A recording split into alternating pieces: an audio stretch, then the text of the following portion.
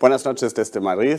Yo soy David Henneberger, el director de proyectos para Italia, España y Portugal de la Fundación Friedrich Naumann para la Libertad, la Fundación Liberal de Alemania. Es un gran honor y me causa gran alegría también que esa noche presentamos el nuevo libro de nuestro gran amigo y contraparte Fernando Maura, que a través de su organización que preside LVL, trabaja desde un año, justo desde que empezamos aquí nuevamente en Madrid, trabaja con nosotros. Yo también vengo de una familia política, entonces me ha dado muchísima alegría igual leer su libro basado en la historia real de su bisabuelo Antonio Maura, que fue 5 veces presidente del Consejo de Ministros bajo el rey Alfonso XIII. Muchísimas gracias por acompañarnos esa noche y muchísimas gracias ya de una vez a los ponentes de esa noche y a nuestro gran amigo Fernando Maura.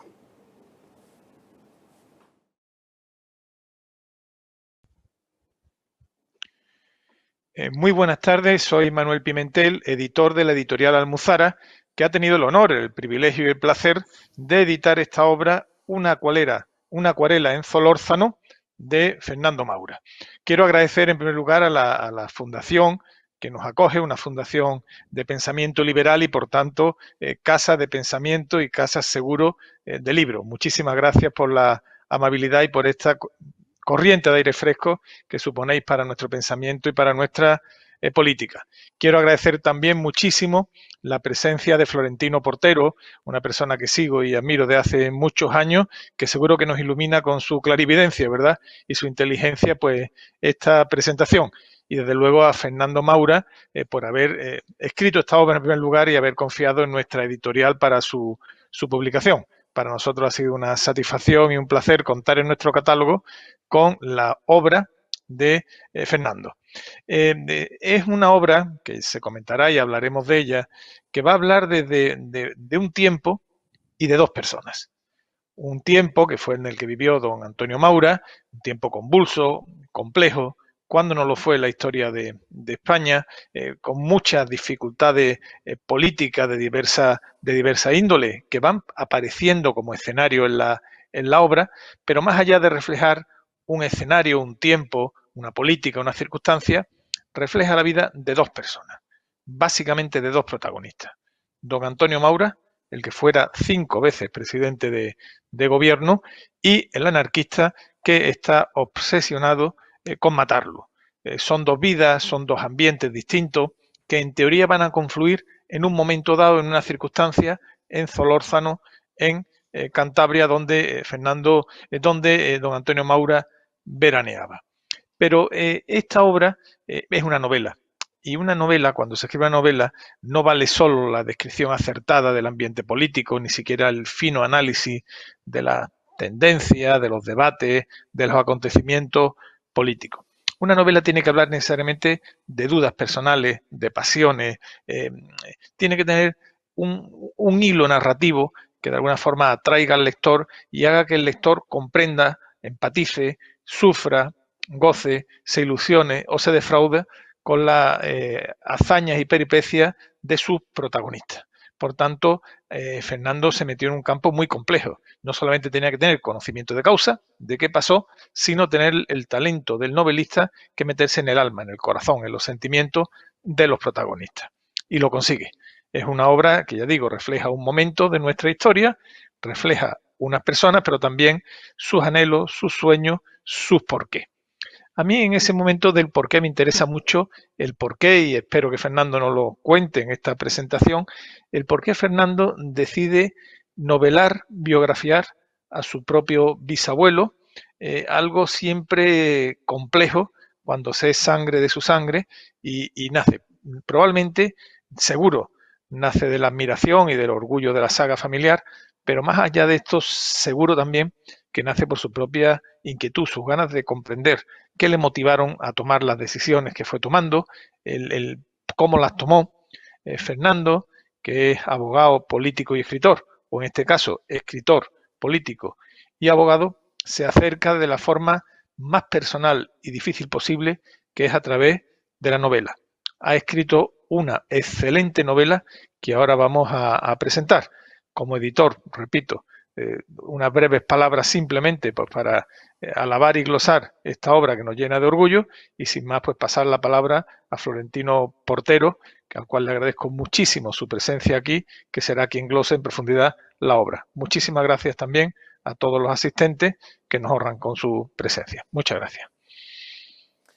Muchísimas gracias, don Manuel, por las amables palabras de bienvenida y sobre todo por la invitación a participar en este acto que en primer lugar agradezco y segundo reconozco que me apetece mucho y que estoy muy a gusto con todos ustedes tratando de un libro que he leído, que he disfrutado, que me afecta mucho, que trata de temas que para mí pues, son realmente importantes. Agradezco, como no, a Fernando la invitación y la posibilidad de estar aquí con él hablando de estos temas. Nos encontramos ante un libro que está cuidadosamente escrito, con una prosa culta y elegante que seguro a más de uno en estos tiempos le parecerá pedante o viejuna, como ahora se dice, pero estos son, digamos, situaciones que tenemos que arrostrar con absoluta normalidad. La obra gira en torno a un eje de una figura que no es solo literaria, sino sobre todo es real y de qué manera. Me refiero a don Antonio Maura. Para muchas de las víctimas del actual sistema educativo español, Antonio Maura puede ser un político de antaño o quizá una calle de la ciudad en la que viva. En realidad, conviene recordar que Antonio Maura no fue solo un político de antaño, sino que es una de las figuras políticas más importantes de la España contemporánea, una de las figuras más relevantes del parlamentarismo español y uno de esos personajes ejes sobre los que gira un periodo determinado y que si le va bien o le va mal, si logra lo que busca o no, va a ser determinante para el conjunto de la nación. Por eso seguimos hablando de Antonio Maura, por eso se escriben libros, este y otros muchos, sobre Antonio Maura. Por eso cuando hablamos del primer tercio del siglo XX, del gran momento de la transformación de la España liberal a la España democrática, no podemos dejar de hablar de Antonio Maura y a continuación del maurismo, que es cosa distinta a don Antonio y que va a marcar las décadas siguientes a la propia vida de don Antonio. Esa España, la España que corresponde al reinado de Alfonso XIII, está viviendo, como el resto de Europa, las consecuencias de la segunda revolución industrial. Está viviendo la transformación de una sociedad marcada o dirigida por élites a una sociedad protagonizada por masas. Y es que la segunda revolución industrial ha empujado a mucha gente del campo a la ciudad, la industria atrae, la industria genera puestos de trabajo, la ciudad crece. Con la ciudad aparece la electricidad, aparecen los automóviles porque ya tenemos nuevas formas de generación de energía. El mundo se está transformando y cuando la sociedad se transforma, la política, que es el traje del que se reviste la sociedad, tiene que adaptarse. Eran tiempos de reforma y lo son en toda Europa. La más característica, porque es la mejor trabajada y la mejor hecha, es la británica, de Benjamín Disraeli, que recupera el espíritu nacional y moviliza a la masa. Pasamos a quien le hereda, Robert Cecil, conde de Salisbury, que va a ser el gran hacedor de esa transformación, a partir de la cual el conservadurismo pasa de ser cosa de élites más o menos aristocráticas al gran partido rural, al gran partido de la nación, al gran partido de masas. A Antonio Maura le toca, con cierto retraso, porque el desarrollo económico del Reino Unido de la época no era ni mucho menos el de España, esa misma labor. Y lo va a intentar. Si Robert Cecil tuvo como adelantado a Benjamín Disraeli, Antonio Maura tendrá como adelantado a Francisco Silvela. Ahí está el tema, están dando vueltas a cuál es el programa posible y toda su vida va a girar en torno a esto. ¿Cómo adaptar el sistema parlamentario liberal, diseñado inteligentísimamente, brillantemente por Antonio Cánovas, a unas circunstancias sociales que son distintas?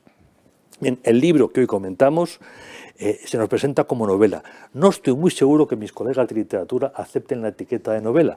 Lo que está claro es que tampoco es literalmente un libro de historia. Es una obra apasionante, una obra cargada de contenido, donde el lector nunca tiene muy claro si está leyendo temas que son estricta realidad o está en otros que diríamos son metarealidad, es decir, es una ficción que trata fundamentalmente de ir directamente al núcleo, al contenido de lo que realmente pasaba.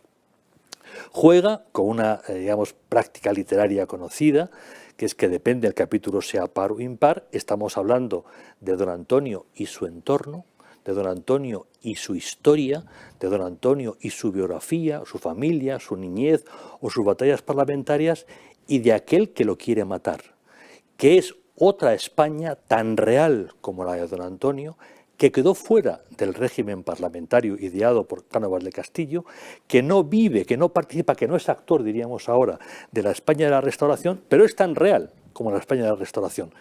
Toda la vida de Antonio Maura gira en torno al esfuerzo de integrar esa España que nace, esa España que empieza a tener conciencia política que antes no tenía y que por lo tanto tiene que involucrarse en el sistema. Y en ese juego vamos conociendo esas dos caras de una misma moneda. La moneda se llama España, la nación, con sus gentes, con sus vivencias, con sus historias, que nos van adelantando un final que puede ser desastroso o no, en función de que don Antonio Maura consiga o no sacar adelante su proyecto y que, por lo tanto, la monarquía de Alfonso XIII deje de ser la monarquía de unas minorías, las minorías que representaban la España real en el siglo XIX, para recuperar, para recoger el conjunto de la sociedad de ese momento. El libro, que trata sobre todo de Maura, pero en torno a Maura de la Nación, está escrito por un Maura. Es un diálogo entre dos Mauras políticos. La familia Maura ha dado más de 2 políticos, más de 3, más de 4 y más de 5. Es una dinastía que lo curioso de ellos no es que sean muchos, sino que militan habitualmente en partidos muy distintos. Bueno, cada dinastía tiene su aquel. Y este juego es un juego francamente interesante, que el lector irá notando paulatinamente y que desde luego pues, aporta y mucho al libro que estamos leyendo. El autor, Fernando, aquí situado a mi izquierda, buen amigo, juega con 2 espejos, uno explícito, el otro implícito. El explícito es Maura ante su hipotético agresor. Las 2 Españas, la España oficial y la España que no solamente no es oficial, sino que no cree en la posibilidad de que esta España oficial le pueda incorporar. La España que está convencida de que la defensa de sus valores y de sus intereses requiere de un proceso revolucionario y que, como tantas revoluciones, el correr de la sangre es legítimo, es casi inevitable, es parte de un rito ancestral. Hay que acabar con los jefes de la España oficial para poder desarrollar una España alternativa. Este juego es constante en la novela o en el libro y es francamente enriquecedor ver cómo todos somos miembros de una misma comunidad, pero no vivimos de la misma manera esa comunidad, nuestros valores no son idénticos y nuestras esperanzas son francamente distintas. Esta España rota no es algo excepcional en la historia de España. Los que vivimos la España de hoy no podemos decir que nos pueda, digamos, sorprender. Es una de las tristes características de nuestra historia nacional y es uno de nuestros problemas, de los retos característicos de nuestra clase política. El segundo espejo está implícito y es el espejo del bisabuelo y el bisnieto, dialogando entre sí. 2 políticos que han vivido momentos en los que el sistema está en crisis o en cuestión, que han acumulado experiencias no siempre gratas y que están nutriéndose el uno del otro de sus propias vivencias para entender su propio entorno, para entender su propia personalidad política. Esto, insisto, no está explícito, pero conociendo la biografía del autor, leyendo el nombre del autor, sabiendo la relación familiar entre los dos, es evidente que está ahí. Ambos entre comillas, biografiado, no es literalmente una biografía, y el escritor están ya en la etapa final de sus carreras políticas. En el caso de Fernando cabe una sorpresa y que de pronto vuelva a la política, pero ya está mediando la década de los 60 y cuando uno se pone a escribir quiere decir que está ya en un juego radicalmente distinto, pero nunca se sabe.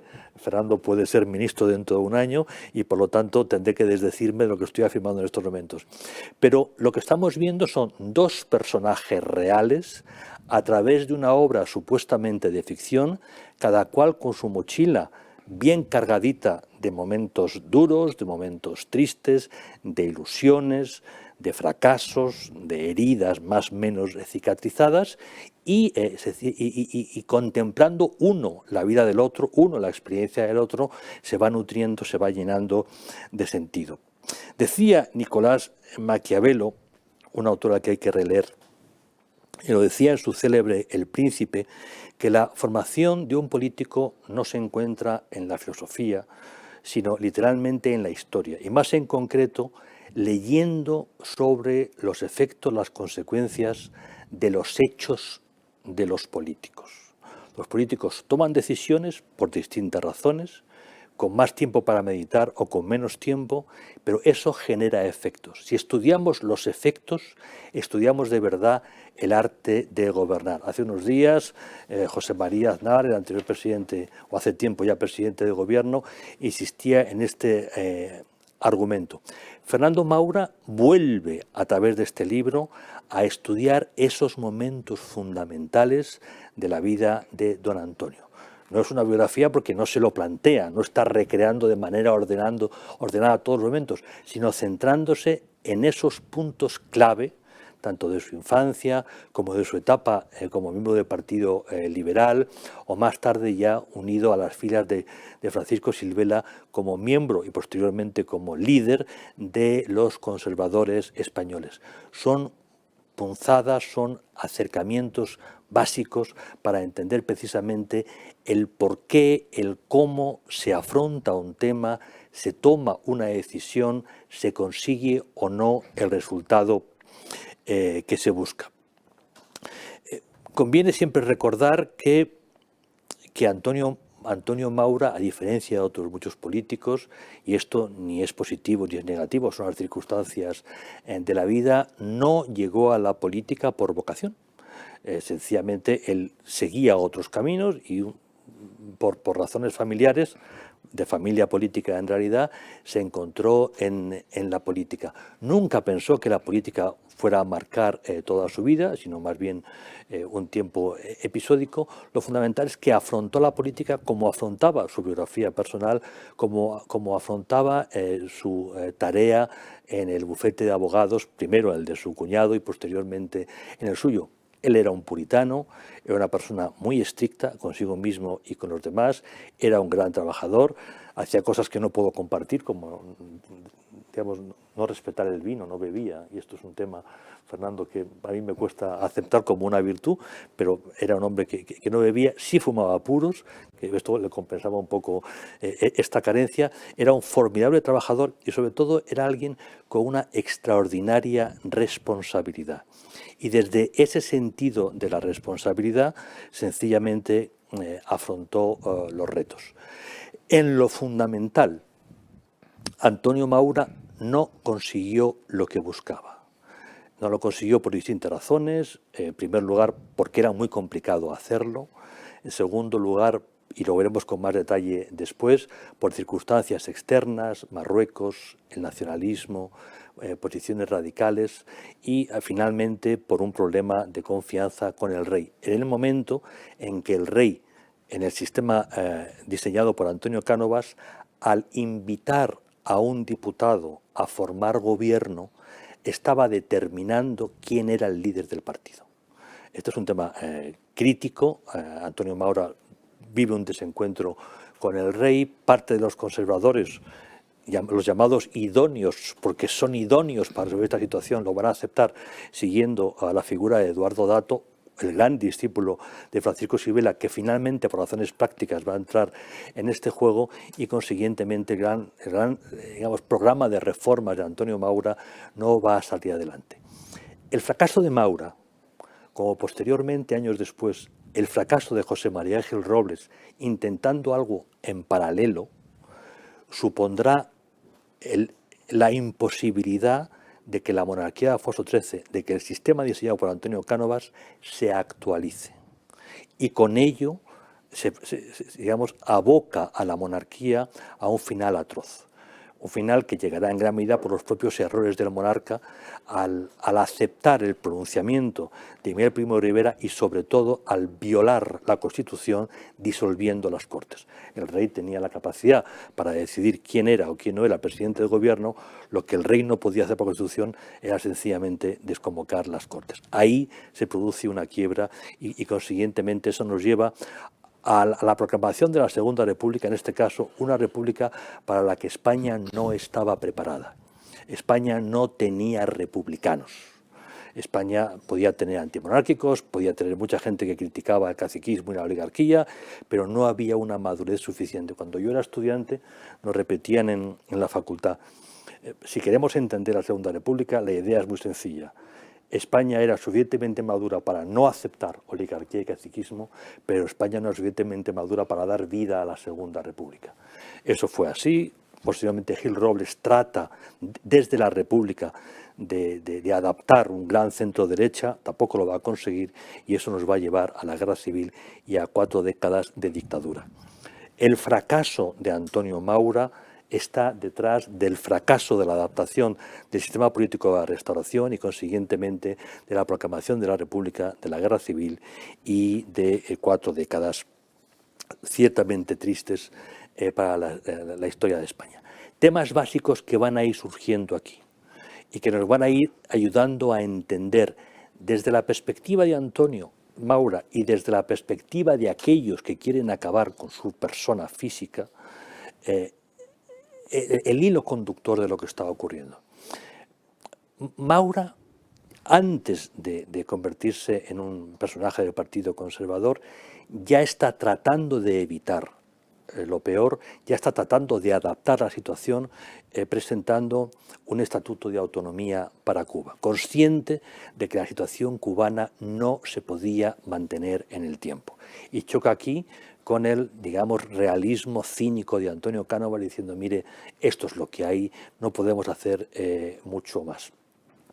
Tras el desastre, Cánovas se incorpora a un nuevo partido conservador liderado por Silvela, con quien tenía desde antaño mucha más relación. El gamacismo y los silvelistas eran parte de una misma corriente intelectual. De ahí que el gamacismo, con Maura a la cabeza, se traslade al Partido Conservador. El primer reto de Silvela y de Maura es restaurar la imagen de España, la autoridad de España, y empezarán a moverse diplomáticamente para ello, entrando de nuevo en las contradicciones de las que hacían responsable no muy justamente a Cánovas. Cánovas es el padre del denominado retraimiento español. Retraimiento no es aislamiento, es estoy en el mundo, mantengo relaciones normales, pero trato de evitar problemas involucrándome en grandes alianzas. El coste que tiene eso es que cuando tengo un problema en Cuba con una potencia naciente llamada Estados Unidos, nadie me va a ayudar. Los silveristas en general criticarán a Antonio Cánovas por la política de retraimiento, pero cuando después tratan de resolver esa situación, se encuentran de nuevo con una debilidad intrínseca del Estado que dificulta llegar a determinadas alianzas internacionales. Muy conscientemente de todo ello, Maura va a defender desde un primer momento la necesidad de reforzar la armada, que se ha perdido, y en menor medida el ejército de tierra, dotándole de algo que les permita superar, digamos, la crisis emocional de la pérdida de Cuba, de la pérdida de las Islas Filipinas, de la pérdida de Puerto Rico. Bien, las circunstancias van a permitir que algo de esto ocurra, pero mientras tanto, en esa batalla por reconstruir la Armada, el partido se romperá entre los que con buen criterio también defendían que lo primero y principal es poner la hacienda en orden.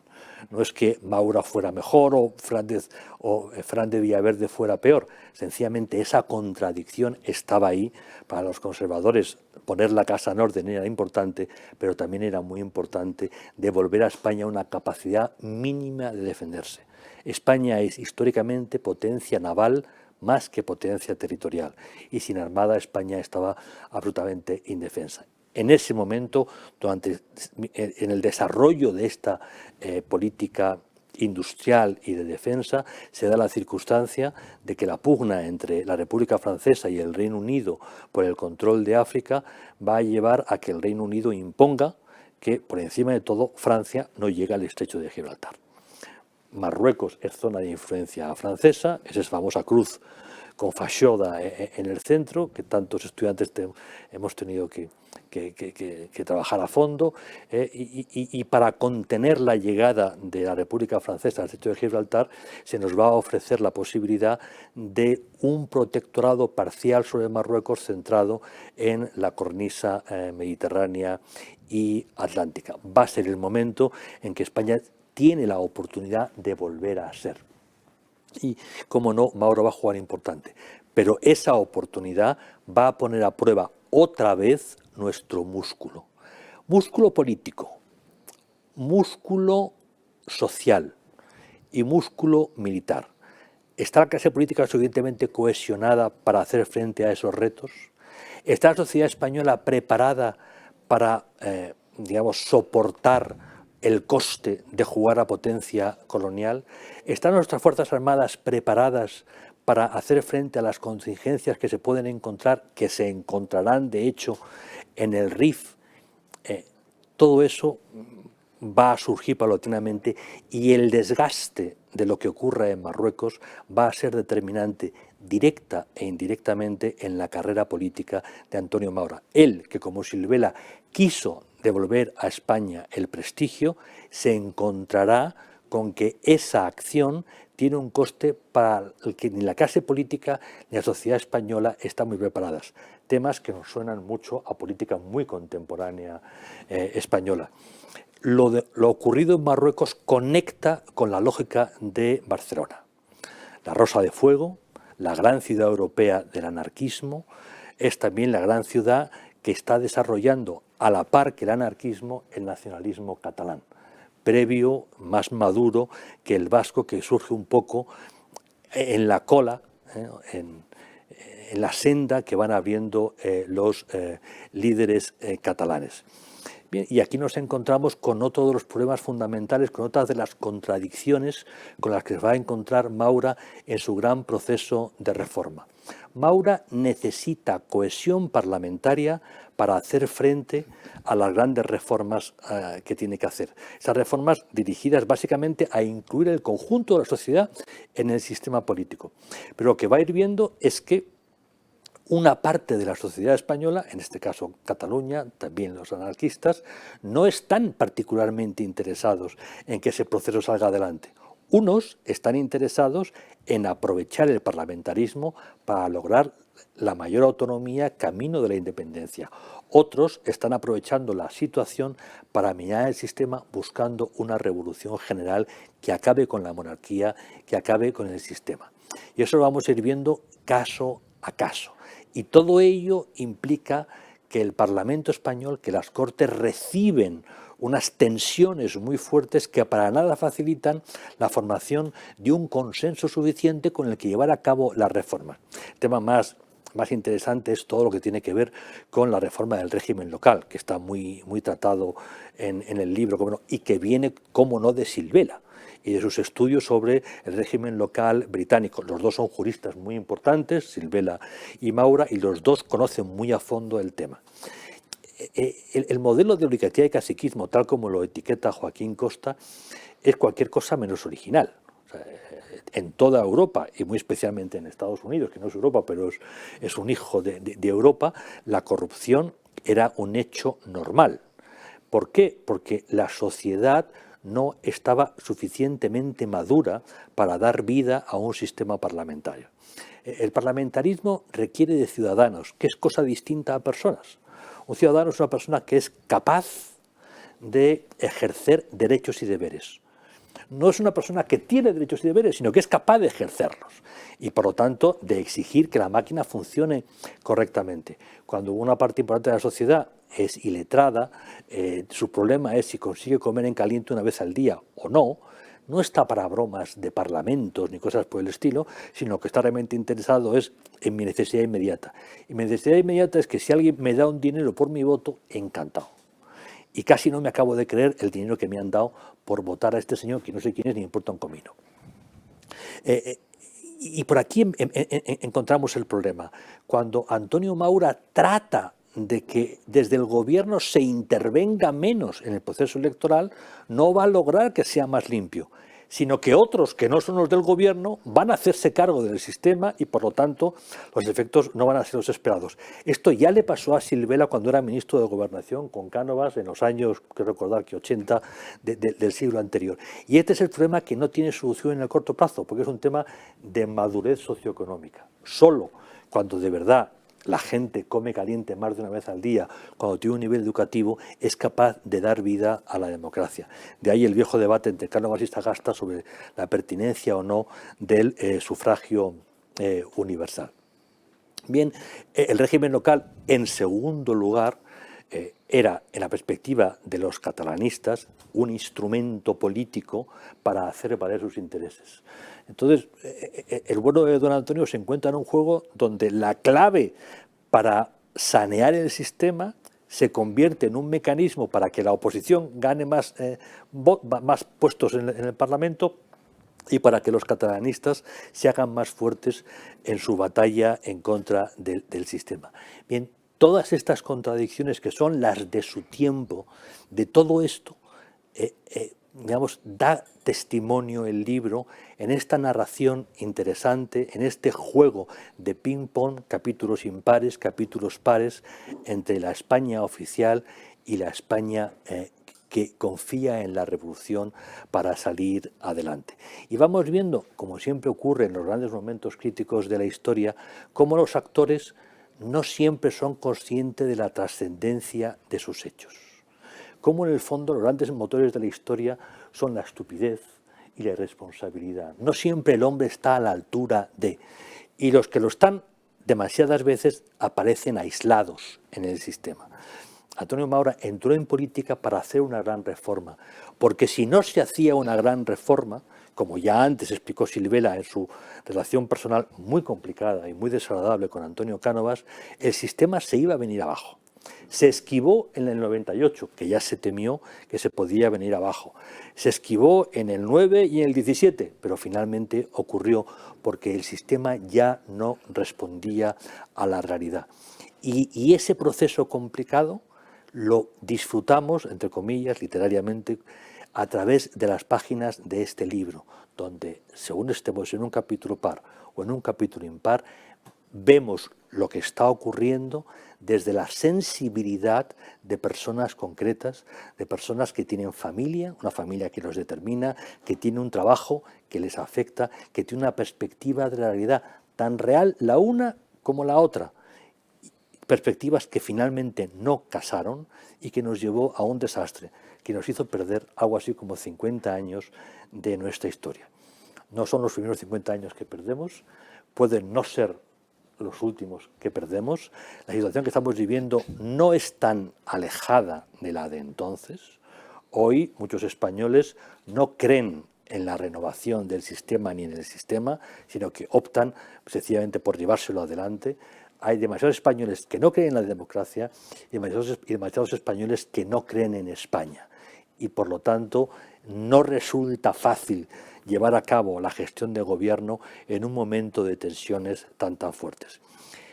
Diálogo entre bisabuelo y bisnieto. La España de entonces, la España de ahora. Dos realidades distintas, pero retos bastante comunes. Riesgos bastante semejantes. Amenazas bastante reales, que entonces pudimos ver cómo concluyeron y que hoy podemos intuir cómo pueden ocurrir. Don Fernando, felicidades por su libro. Recomiendo a toda persona interesada en nuestra historia el comprarlo y disfrutarlo y entregarse a él, porque es un libro cargado de información, muy bien escrito, muy templado en el análisis, y es un libro que invita a pensar el quiénes somos y a dónde vamos. Muchas gracias. Bueno, muchas gracias a la Fundación Friedrich Naumann, muy especialmente a su director, David Henenberger, por su amabilidad al permitirme, a través de este espacio, poder hablar respecto de un texto que, como muy bien decía Florentino en sus palabras introductorias, no se sabe muy bien si es exactamente una novela, un libro de historia o qué es. En todo caso, me quedo con esa acertada definición que él hace, en el sentido de que es un diálogo entre dos personas con un tercero de fondo que viene a ser el anarquista. Después de lo que ha dicho Florentino, prácticamente yo no tendría que decir nada más, pero se espera que el autor de un libro diga algo en relación con ese libro. Y ese diga algo yo creo que tiene que ver fundamentalmente con los motivos por los que yo me pongo a escribir este libro, que es un libro trabajado, porque hay una bibliografía larga detrás, y además está trabajado porque hay mucha vivencia personal, no solamente concentrada en el trabajo de la escritura, sino de toda una vida dedicada también a lo que yo creo que puede unir a muchas personas de bien que se dedican a la política. Lamentablemente no todos los que se dedican a la política pueden considerarse personas de bien, pero todos los que creo que somos personas de bien, que nos dedicamos a la política, entendemos la política como un servicio público. Y eso creo que en el caso de don Antonio Maura era una cosa evidente, y yo personalmente lo he intentado a lo largo de mi vida, también basándome con una enorme distancia desde el punto de vista personal en la figura de mi bisabuelo. ¿Por qué escribo este libro? Bueno, este libro nace cuando un grupo de miembros de la familia visitamos una casa en Solórzano, precisamente en Cantabria, donde don Antonio, acompañado de su hermano Francisco, había pintado un fresco. Nos invitan a conocer esa casa y nos cuenta el actual propietario de la casa, o lo era en el momento en que la visitamos, que se había producido un conato de atentado, un atentado contra Maura en el verano de 1913. A mí me pareció sugestivo, no tanto el atentado, porque no es precisamente sugestivo, pero sí el hecho que nos contaba, primero porque no había, digamos, que rastro desde el punto de vista histórico de este atentado. He sabido que Maura tiene 2 atentados a lo largo de su vida que son muy representativos, porque el primero se produce cuando Maura lleva a visitar al rey Alfonso XIII por primera vez a Barcelona. Es curioso, algún periodista me ha preguntado hasta qué punto en la relación entre esa época y esta podíamos analizar qué es lo que está pasando cuando se disuade al rey, al actual rey, a que viaje a Barcelona basado en una serie de motivos que nunca se han explicado de una manera clara, porque precisamente Maura dice que Cataluña, y Barcelona en concreto, no es un territorio nacional exento. Es tan España, Barcelona, como lo puede ser Madrid, como lo puede ser Bilbao o como lo puede ser Santiago de Compostela. Cualquier pueblo de España es España, y evidentemente el rey, que es España representado en una persona, debe y puede asistir, acudir, estar presente en cualquier parte de España.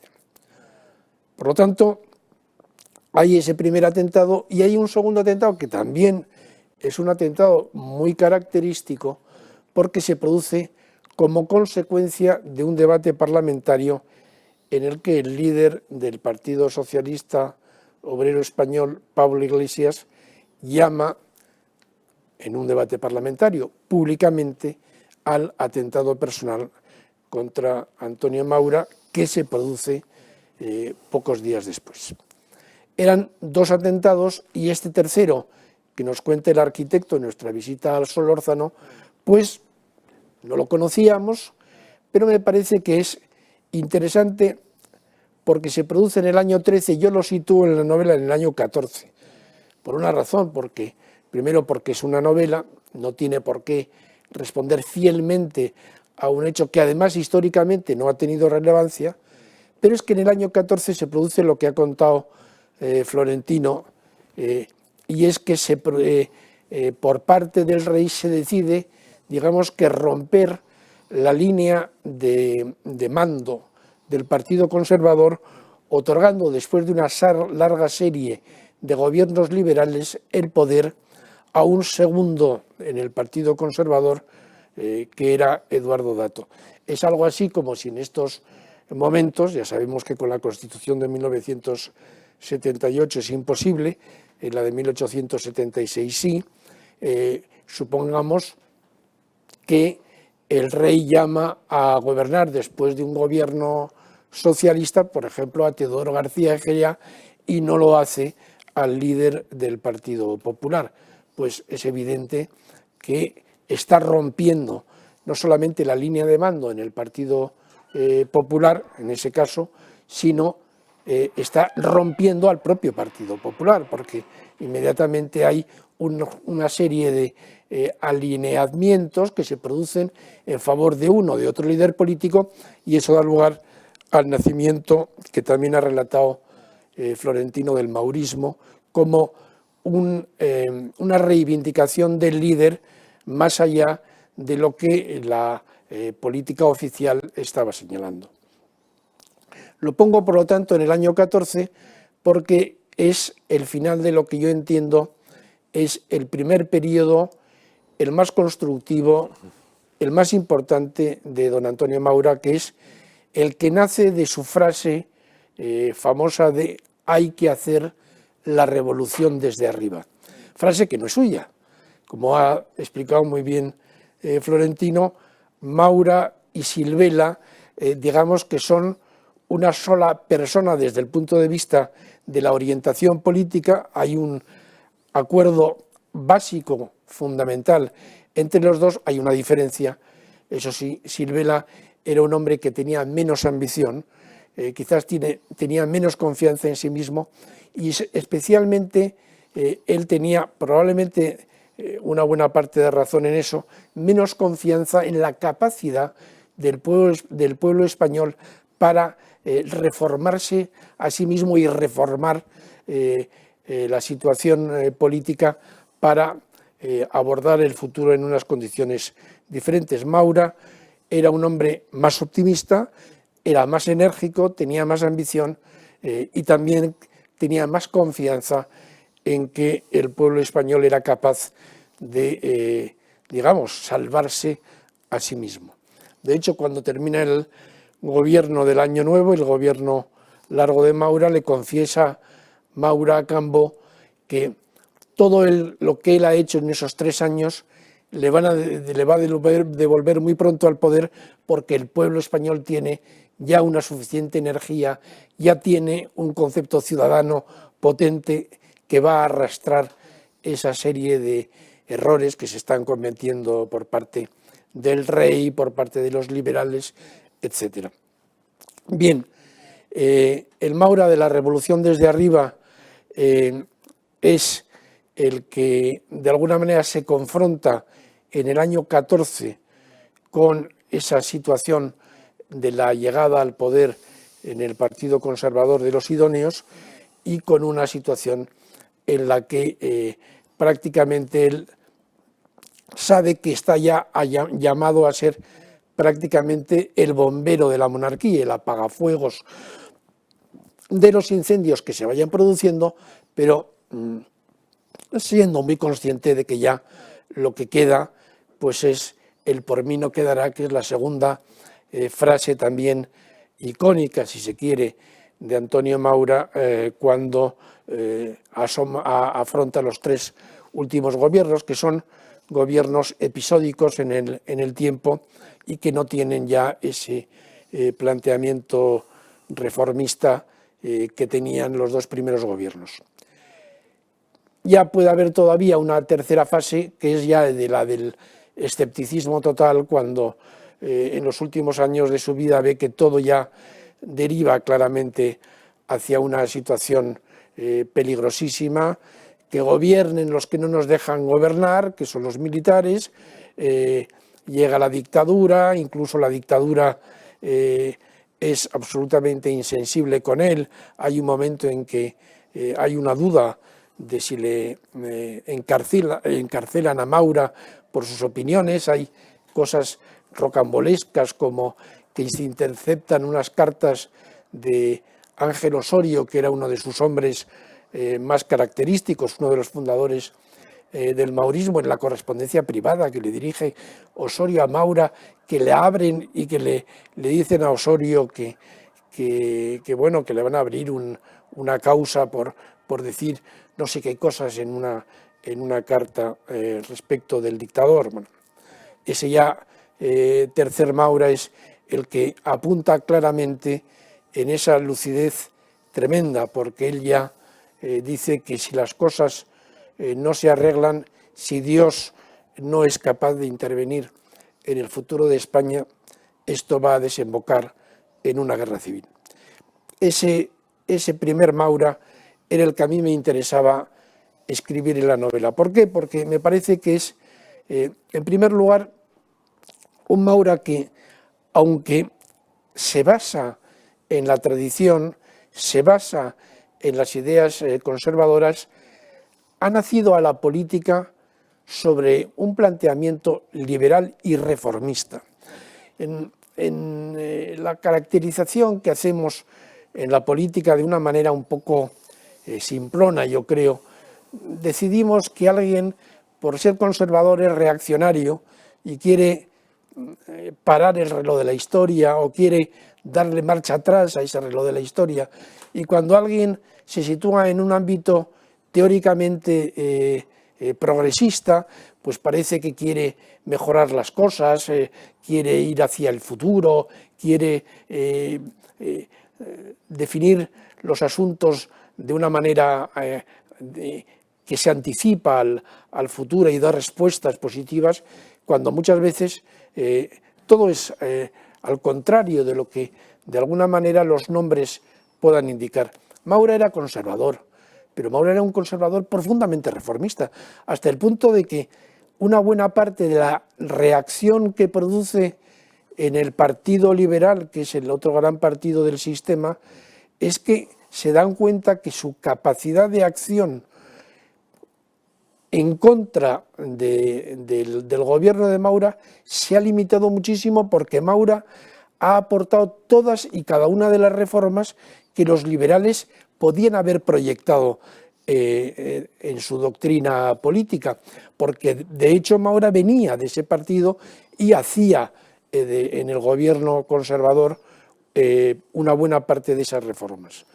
Y cuando se quedan sin terreno de actuación, solamente les queda el anticlericalismo como bandera de trabajo, pero ya no tienen reforma local porque se la ha quitado Maura, no tienen reforma de la armada o construcción de una armada porque se la ha quitado Maura, ya no tienen reforma de la ley electoral porque la ha hecho Maura, ya no tiene una buena parte de la política social, porque ha pasado la historia a Dato como el gran hacedor de la reforma social, pero hay que recordar que una de las leyes clásicas de la reforma social, que es la ley del descanso dominical, fue absolutamente denostada en todo el sistema. Cuando digo en todo el sistema, por buena parte del Partido Conservador, buena parte del Partido Liberal, y curiosamente solamente fue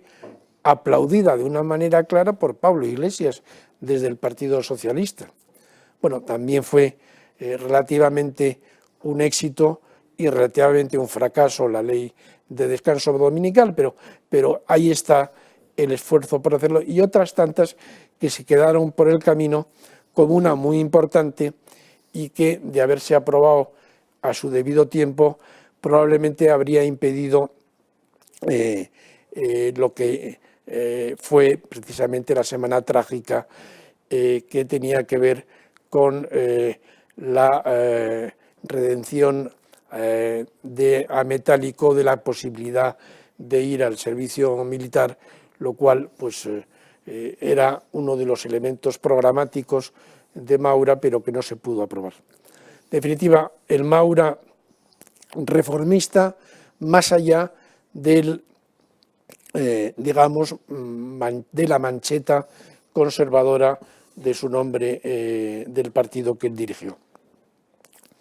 Se escribe este libro, por lo tanto, centrado en la figura de Maura, con, digamos, que un desarrollo que yo he pretendido que fuera, de alguna manera, si se me permite la osadía, un poco proustiano, en el sentido de que los recuerdos de Maura le van llevando a otro tipo de situaciones que le conducen otra vez a los recuerdos.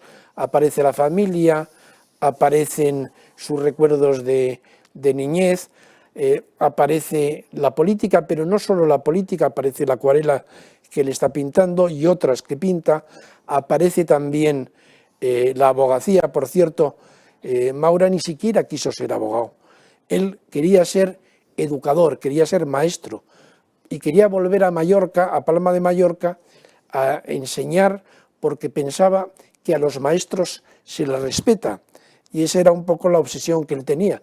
Como ve que hay un curso rápido para hacer la carrera de Derecho, se contrae a 3 años, pues hace Derecho y luego ya pues eso le lleva al mundo de la abogacía, a conocer a Germán Gamazo.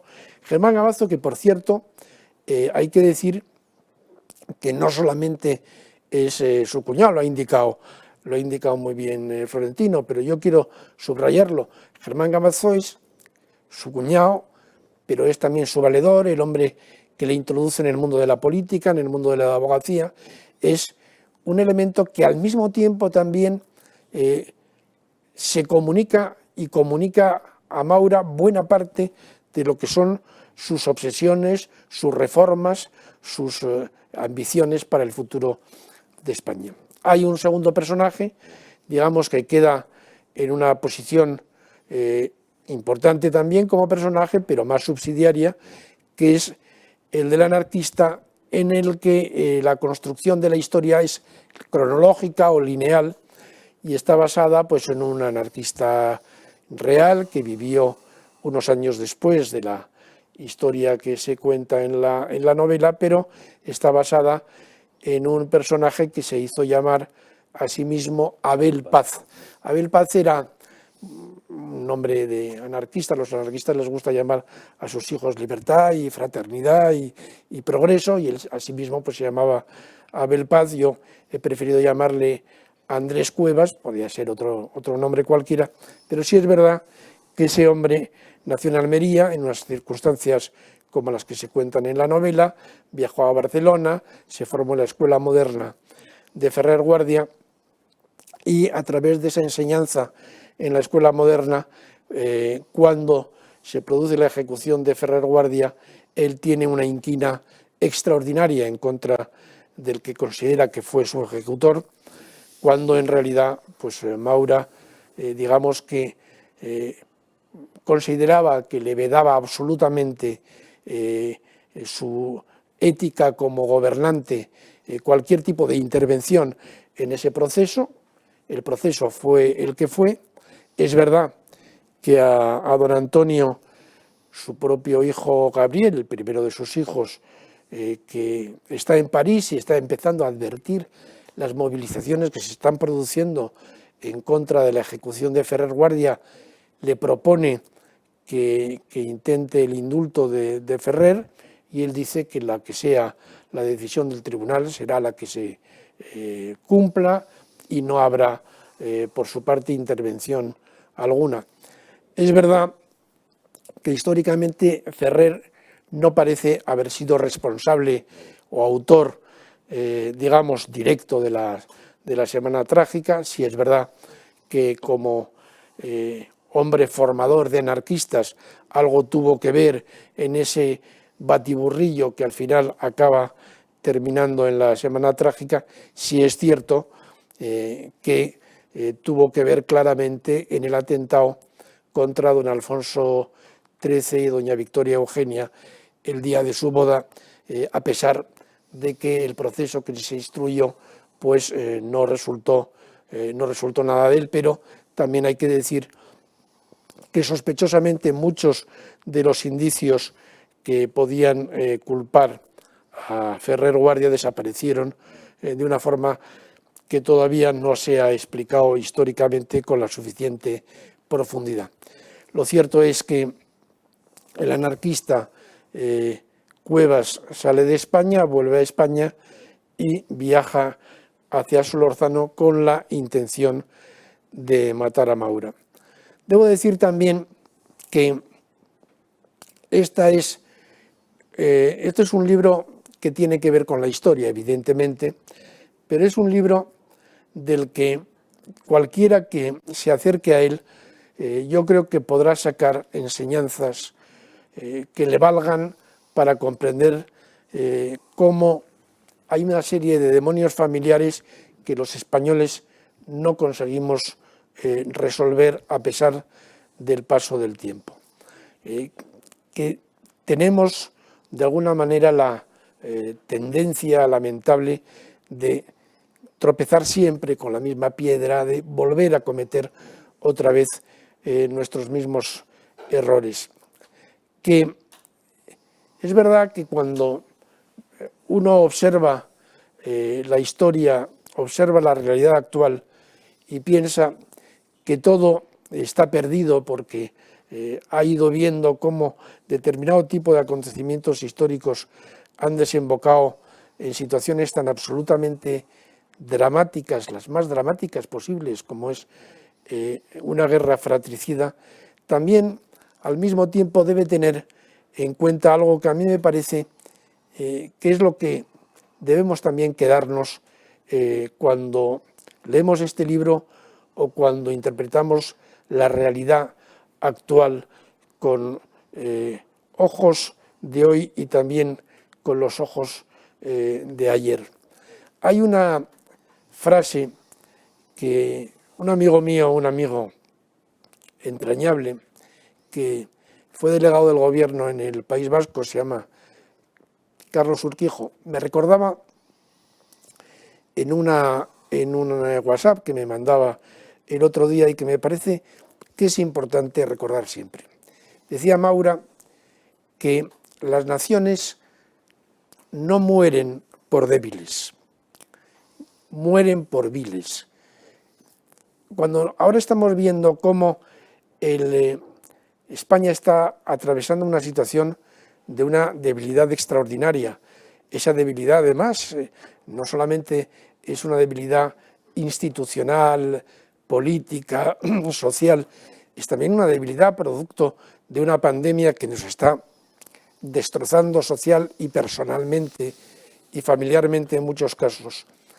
Recordamos que el ser humano, y lo mismo el ser humano, el ciudadano, el pueblo, los pueblos, son también capaces de salir adelante porque tienen una energía propia que no les ha abandonado.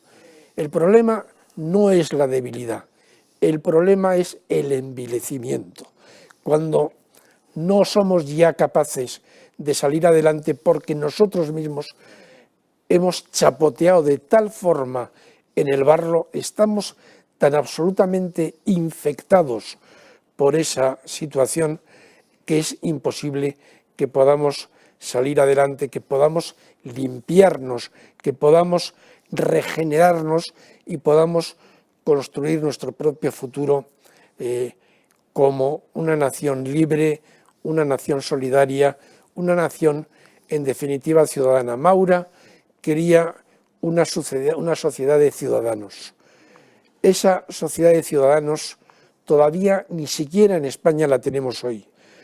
Entre otras cosas porque la sociedad civil no ha conseguido abrirse el paso frente a partidos políticos que cada vez que había algo con una cierta capacidad de fortaleza, de éxito, inmediatamente la colonizaban, inmediatamente decían esto tengo que hacerlo yo, esto tiene que ser de mi partido, da igual que el partido esté en la izquierda, esté en la derecha, había que colonizarla, había que sustituirla. Bueno, pues volvamos también a ese ejemplo de la etapa de Maura, volvamos también a intentar construir cada uno en nuestro propio ámbito, no hace falta que nadie tenga que militar en un partido político, pero sí que apoye movimientos civiles, que trate de hacerse fuerte junto con otros en el pensamiento o en la acción, como quiera, pero que dé un paso adelante, que seamos todos ciudadanos libres, y la libertad de la ciudadanía significa eso, dar un paso adelante y pensar que construir desde la debilidad la fortaleza es posible. Lo que no es posible es construir nada desde el envilecimiento.